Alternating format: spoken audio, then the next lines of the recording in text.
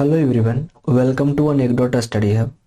आज की इस वीडियो में हम लोग class 12th NCERT political science का जो चैप्टर सेकंड है, दो ध्रुवीयता का अंत, उसका पार्ट टू देखने वाले हैं। पार्ट वन मैंने बना दिया है। चैनल के प्लेलिस्ट में जाएं, चैनल का प्लेलिस्ट चेक करें, वहाँ आपको वीडियो मिल जाएगा। 12th पॉलिटी करके प्लेलिस्ट बना होगा, ठीक है। तो इस वीडियो में हम पार्ट टू को कवर करेंगे। जो बचे हुए टॉपिक्स होंगे उनको देखेंगे इस वीडियो में। यह जो वीडियो है सीबीएसई बोर्ड के छात्रों के लिए है। Bihar board, Jharkhand board, Haryana board, Uttar Pradesh board या अन्य किसी भी बोर्ड से वे छात्र हैं जिनके सिलेबस में एनसीईआरटी बेस्ड है, तो वे यह वीडियो वे देख सकते हैं जिनसे उनको लाभ हो सकता है, ठीक है। अगर आपकी कोई भी क्वेरी हो, कोई भी सजेशन हो, तो आप हमें इंस्टाग्राम पे भी फॉलो कर सकते हैं। हमारा यूज़र नेम है @abhishek200435। और इस क्लास की जो पीडीएफ है, जो प्रेजेंटेशन है, अनेक्डोट स्टडी हब के टेलीग्राम चैनल पे मिल जाएगी, तो आप इस चैनल से भी जुड़ सकते हैं।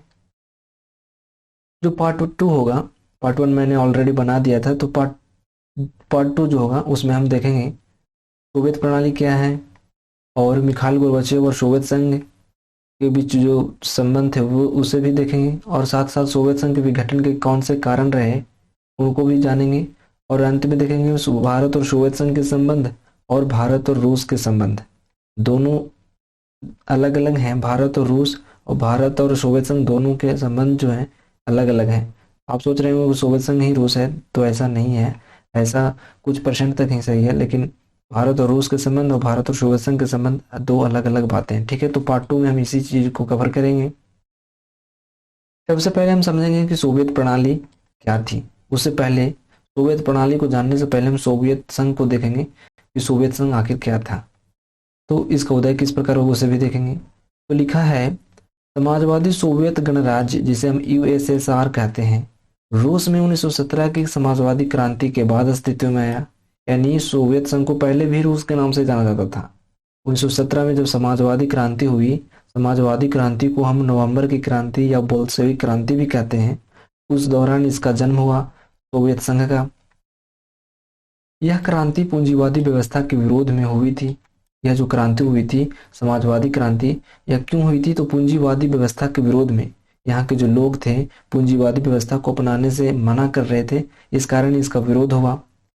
सोवियत राजनीतिक प्रणाली की धुरी कम्युनिस्ट पार्टी थी। यानी सोवियत राजनीतिक प्रणाली में जो मेन पार्टी थी, जो मेन दल था, वो कम्युनिस्ट पार्टी थी। इसमें किसी अन्य राजनीतिक दल या विपक्ष के लिए कोई जगह नहीं था। जैसा कि भारत में है कि बहुत सारी पार्टियां हैं, वैसा यहाँ नहीं था। यहाँ सिर्फ एक ही पार्टी थी जिसका नाम था कम्युनिस्ट पार्टी, और विपक्ष में भी कोई नहीं था। विपक्ष में भी कई सारी पार्टियां होती हैं भारत में, तो वहाँ वैसा सिस्टम नहीं था, विपक्ष में भी कोई नहीं था। दूसरे विश्व युद्ध के बाद, जो 1939 से 45 के दौरान दूसरा विश्व युद्ध चला, तो उस युद्ध के दौरान भी सोवियत संघ महाशक्ति के रूप में उभरा। सोवियत संघ के संचार प्रणाली बहुत उन्नत थी। यानी वहाँ की जो टेलीकम्युनिकेशन की जो टेक्नोलॉजी थी बहुत हाई थी, बहुत डेवलप थी, ठीक है। उसके पास विशाल ऊर्जा संसाधन था, जिसमें खनिज तेल, लोहा, इस्पात तथा अन्य मशीनरी उत्पाद भी शामिल थे। यानी सोवियत संघ में देखा जाए तो संसाधनों की कोई कमी नहीं थी। यानी वहाँ प्राकृतिक संसाधन भरपूर थे, ठीक है।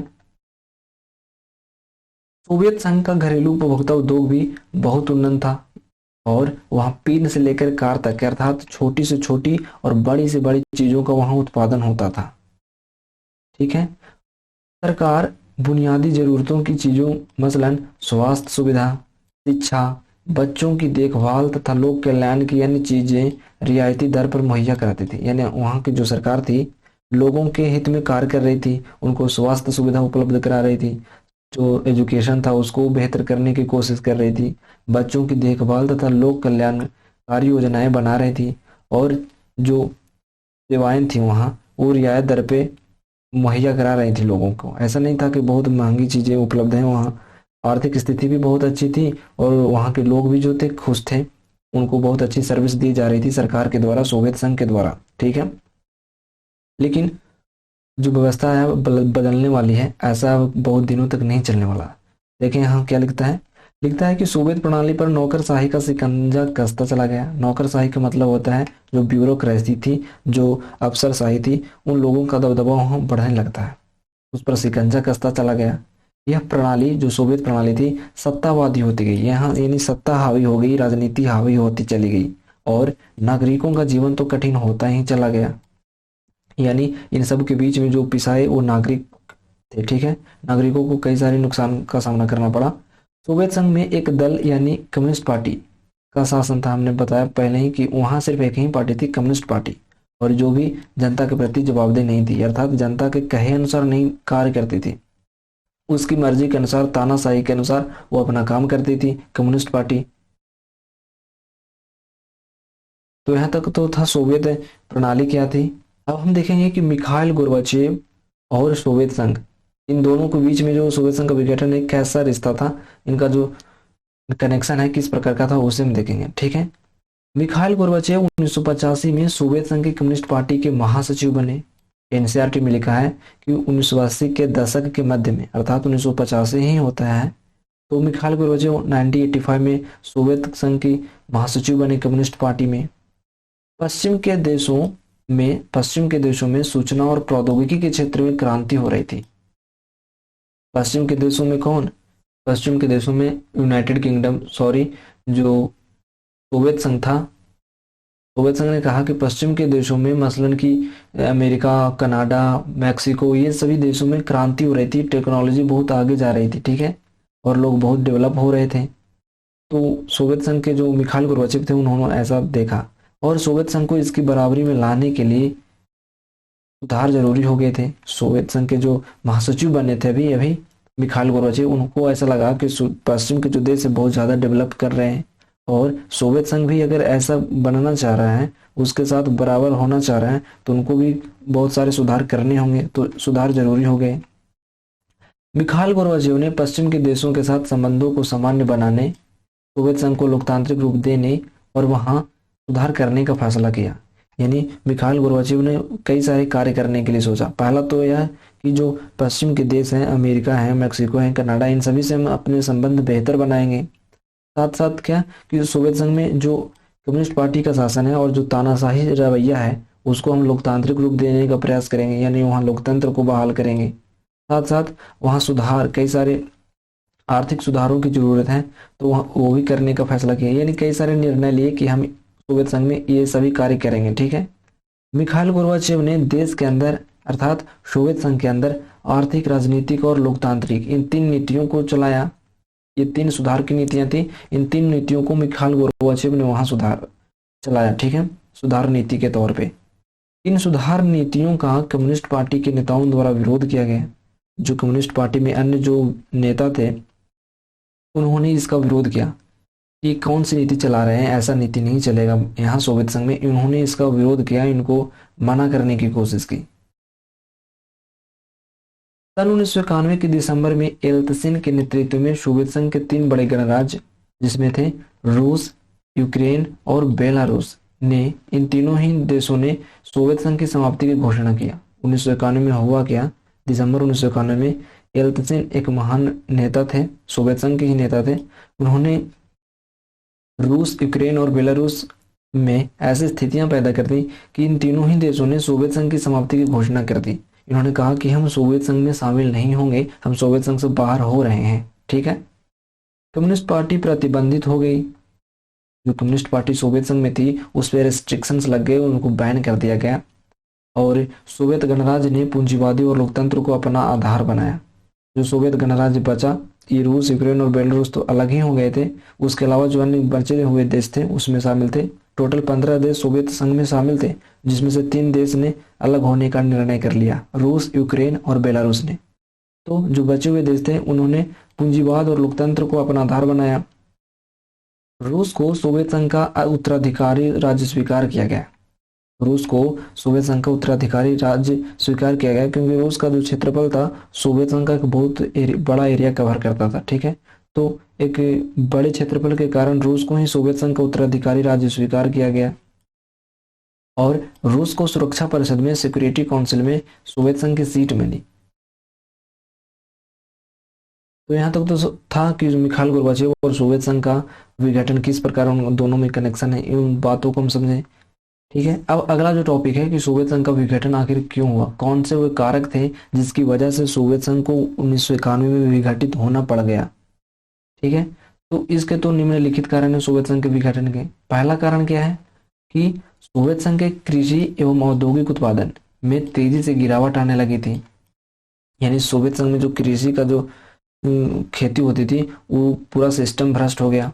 यानी कि खेती की पैदावार पर एकदम कहें तो रोक लग गई, और औद्योगिक जो उत्पादन थे, जो इंडस्ट्री में जो उत्पादन हो रहे थे, प्रोडक्शन हो रहे थे, उस पर भी लगाम लग गई। तो इस कारण जो है सोवियत संघ में कृषि और औद्योगिक उत्पादन में बहुत भारी मात्रा में गिरावट देखने को मिला। दूसरा कारण क्या है कि जिन वस्तुओं को सोवियत संघ निर्यात करता था अर्थात बेचता था, अब उस वस्तुओं को अब खरीदना पड़ रहा था, उसे आयात करने पड़ रहे थे। तो ये भी एक कारण है कि सोवियत संघ के विघटन, क्योंकि जो कृषि के जो उत्पाद थे, बहुत सारी चीजें खुद सोवियत संघ अपने यहाँ उत्पादन करता था, तो अब उत्पादन नहीं होने के चलते, कृषि और औद्योगिक उत्पादन में गिरावट आने के चलते अब कई सारी जरूरत की जो वस्तुएं थी विदेशों से अब खरीद रहा था, क्योंकि उसके में तो हो नहीं रहा था, तो विदेशों से मंगाकर अपनी जरूरत पूरा कर रहा था। तो इस कारण भी सोवियत संघ के विघटन में ये एक महत्वपूर्ण कारक रहा। तीसरा जो कारक है कि साम्यवादी देशों को आर्थिक एवं सैन्य रूप से सहायता करने का बोझ सोवियत संघ पर था। हमने पहले चैप्टर में बताया था कि जो ये महाशक्तियां होते थे छोटे देशों के साथ सैन्य गठबंधन करते थे और उन्हें आर्थिक और सैन्य सहायता दिया करते थे। तो जब सोवियत संघ की स्थिति डगमगा गई, जब उनकी स्थिति खराब हो गई, विघटन के तट पे आ गया, तो इसका एक कारण यह भी था कि सोवियत संघ जो छोटे देशों को मदद करता था, वित्तीय और सैन्य रूप से आर्थिक सहायता देता था, तो अब उसके पास तो पैसे थे नहीं, तो अब आर्थिक सहायता क्या देगा, सैन्य रूप में भी देने में असक्षम था। तो इन सभी का जो बोझ था सोवियत संघ को काफी ज्यादा मात्रा में था, तो इस वजह से भी सोवियत संघ को विघटन का सामना करना पड़ा।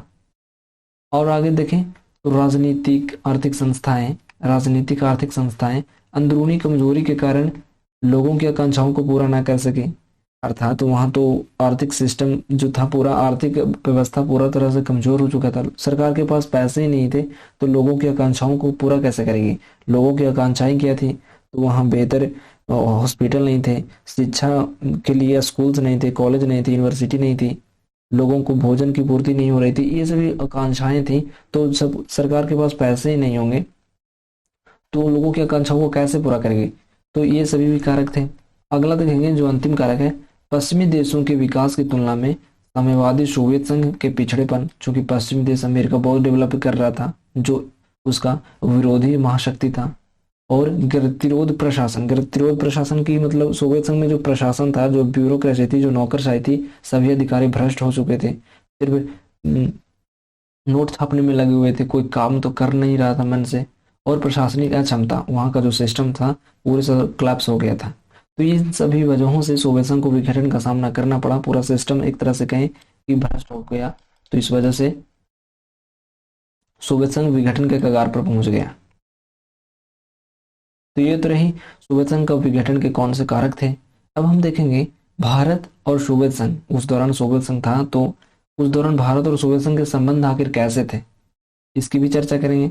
तो लिखा है कि शीत युद्ध के दौरान भारत और सोवियत संघ के संबंध बहुत गहरे थे।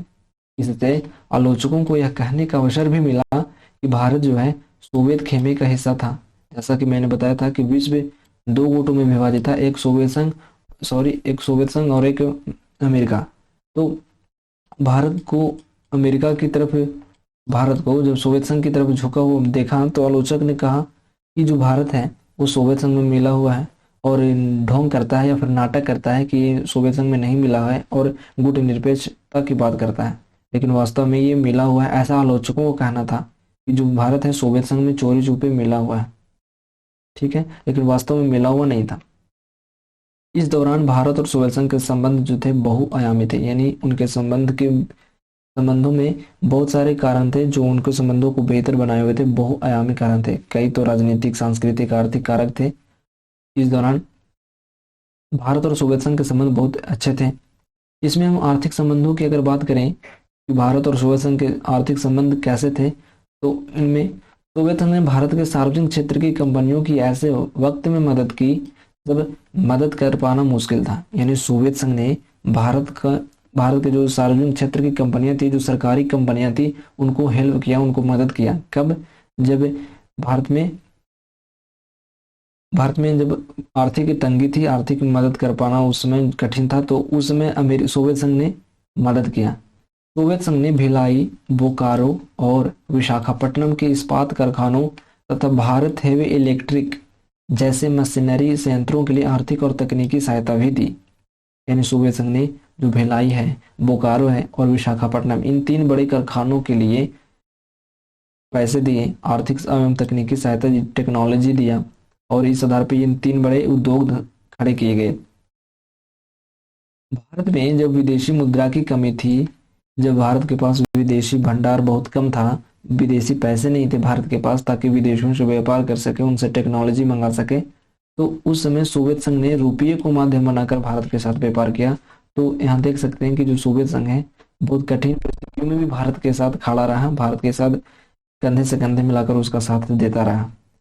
ठीक है, ये तो हो गए आर्थिक संबंध भारत के कैसे हैं सोवियत संघ के साथ। राजनीतिक संबंधों की अगर बात करें तो सोवियत संघ ने कश्मीर मामले पर संयुक्त राष्ट्र संघ जो यूएनओ है, यूनाइटेड नेशन ऑर्गेनाइजेशन है, उसमें भी भारत के रुख का समर्थन किया। यानी सोवियत संघ ने भारत के रुख का समर्थन किया यूएनओ में। जब कश्मीर का मामला उठता है तब भी सोवियत संघ भारत के साथ खड़ा रहता है। ठीक है, कश्मीर मामला एक बहुत बड़ा मामला है, इसको किसी अन्य वीडियो में कवर करेंगे। भारत और पाकिस्तान के बीच में एक विवादित मुद्दा है कश्मीर मामला, तो इस मामले के प्रति भी जो सोवियत संघ है भारत के साथ रहता था। सैन्य संबंधों की अगर बात करें तो भारत को सोवियत संघ ने ऐसे वक्त में सैनिक साजो सामान दिए जब शायद ही कोई अन्य देश अपने सैन्य टेक्नोलॉजी भारत को देने के लिए तैयार था। यानी भारत को सोवियत संघ ने एक ऐसे वक्त में मदद की जब कोई भी देश भारत को टेक्नोलॉजी देने के लिए या फिर साजो सामान या फिर हथियार देने के लिए तैयार नहीं था। यानी भारत का जो सच्चा साथी अगर कहें तो सोवियत संघ है। यानी हर परिस्थिति में सोवियत संघ ने भारत की सहायता की, चाहे वो आर्थिक सहायता हो, राजनीतिक सहायता हो, या फिर सैन्य संबंधों की बात करें सैन्य सहायता हो। अंतिम संबंधों की बात करें, अगर सांस्कृतिक संबंध देखे जाए तो भारत और सोवियत संघ के बीच सांस्कृतिक संबंध भी बहुत गहरे हैं। हिंदी फिल्म और भारतीय संस्कृति सोवियत संघ में लोकप्रिय थे। बड़ी संख्या में भारतीय लेखक और कलाकारों ने सोवियत संघ की यात्रा की। यानी जितने भी बड़े बड़े फेमस नेता हैं, सेलिब्रिटीज हैं, वे सोवियत संघ की यात्रा करते हैं, वहाँ अपनी संस्कृति जो भारतीय संस्कृति उनको शेयर करते हैं। अब हम देखेंगे अंत में भारत और रूस के संबंध। भारत और सोवियत संघ के संबंध और भारत और रूस के संबंध ये दोनों ही अलग अलग हैं और पेपर में दोनों ही अलग अलग तरीके से पूछे जाते हैं। भारत और सोवियत संघ के जो संबंध है उस दौरान उस परिप्रेक्ष्य में पूछा जाता है, लेकिन अभी भारत और रूस के संबंध, चूंकि अभी रूस वर्तमान देश है और पहले रूस का एक बड़ा हिस्सा जो था सोवियत संघ में शामिल था, तो रूस और सोवियत संघ के जो इलाका है वो काफी अलग है। तो इस प्रकार प्रश्न बन जाते हैं कि भारत और रूस के संबंध बताइए या फिर भारत और सोवियत संघ के संबंध बताइए। तो भारत और सोवियत संघ के संबंध पहले थे, अब सोवियत संघ तो रहा नहीं, तो अब भारत और रूस के ही संबंध है। ठीक है, तो भारत और रूस के संबंधों की अगर बात करें तो भारत के संबंध रूस के साथ सबसे ज्यादा गहरे हैं। जिस प्रकार सोवियत संघ से संबंध अच्छे थे, उसी प्रकार रूस से भी अभी भी भारत के संबंध बहुत बेहतर हैं। भारत की विदेश नीति का एक महत्वपूर्ण पहलू भारत का रूस के साथ संबंध है। भारत रूस संबंधों का इतिहास आपसी विश्वास और साझा हितों का इतिहास है। यानी जो भारत और रूस के बीच संबंध है वो आज एक दो चार दिनों का नहीं है, बल्कि इतिहास है। इसका पूरा का पूरा एक इतिहास है भारत और रूस के संबंध और भारत और सोवियत संघ के संबंध।